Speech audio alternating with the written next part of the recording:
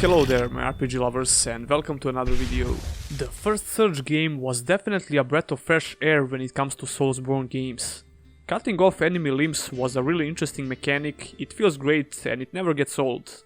According to VG Chartz, the Surge managed to sell over 44,000 copies on consoles in the first week.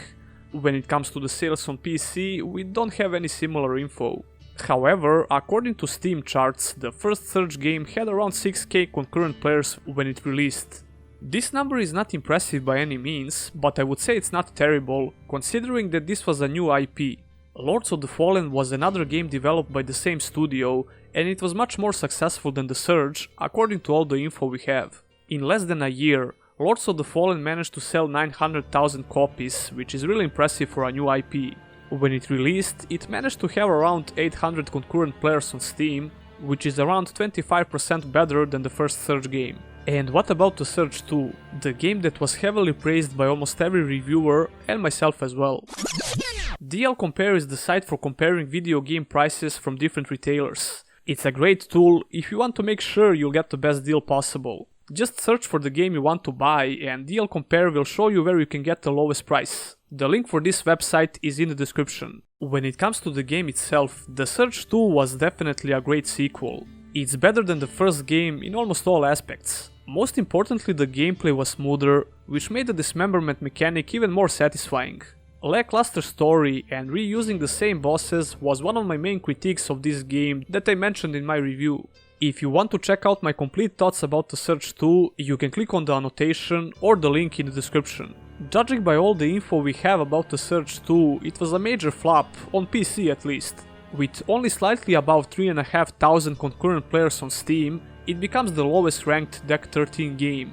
I honestly thought that the Surge 2 will be their most successful game yet, but for some reason it turned out to be completely the opposite. The marketing campaign for this game was decent, considering the budget they had. I have to remind you that the Surge 2 is not a AAA title, but it had a good production value despite this. This was to be expected because their previous games were no different. I was really amazed how Lords of the Fallen looks and feels, not just for a AA game but in general. It definitely raised the bar for other ambitious lower budget games. The talent of this team was apparent right from the start, but unfortunately that's not enough for a game to succeed. But we can't talk about the sale numbers and marketing campaigns without mentioning the publisher for the game. Focus Home Interactive is a well-known publisher when it comes to AA games. Divinity Original Sin Enhanced Edition on PS4 and Xbox One was published by this team, A Plague Tale Innocence, Vampire, Call of Cthulhu and Greedfall, just to name a few games.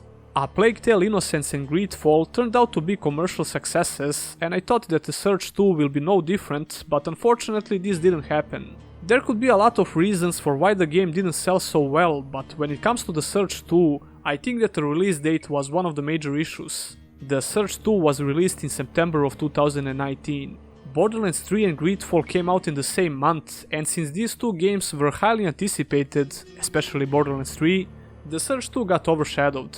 However, I don't think this was the main reason for the lack of interest in the Surge sequel. There was another similar game that released only 3 days after the Surge 2.